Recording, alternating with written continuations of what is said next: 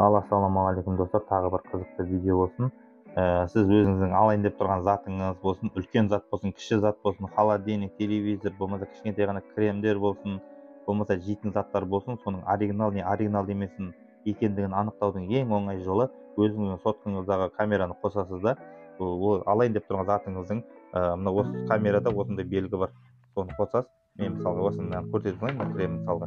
Жүзді оны штрих-код, кез келген затта штрих-код, болмаса QR-код, соған өйстіп апарасыз осы белгіні.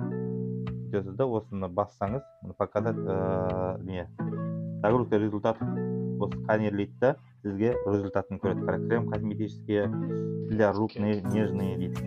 Действительно нежный деген, мысалы қараңыз, мына нежный деген крем. Болмаса мынандай QR-кодтар болады. Мынаны туды көрсетейін. Мынандай QR-кодтар болмаса, штрих-код емес, осындай QR-кодтар болмаса, өйтіп басасыз. Жаңа тастайтын не екендігін жалпы уақыт қалмай қойды, сол жай жазады. Мысалы горилланы көрсетейін, гориллада, горилланы көрсеңіз, QR-код болсын, басасыз. Показать результат.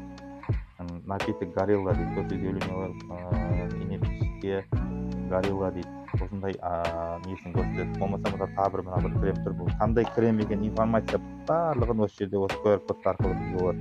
Мысалы осы QR-кодын апарасыз, кез келген затын басасыз, ішіне күтесіз. Күтсеңіз, результатын көрсетеді сізге.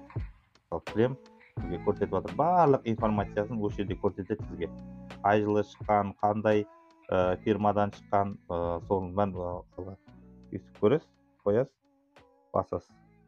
Ішіне күтесіз, шығып жатыр спичка, қай уақытта шыққан, қандай фирмадан шыққан, қандай спичка, қанша уақытқа жарайды, соның бәрі шығады. Бұл телевизорға болсын, жейтін колбаса болсын, кез келген затқа жасауға болады. Ұнаса лайк басамыз, тіркелеміз, тағы осындай ұзақ қызықты видеолар күтеміз.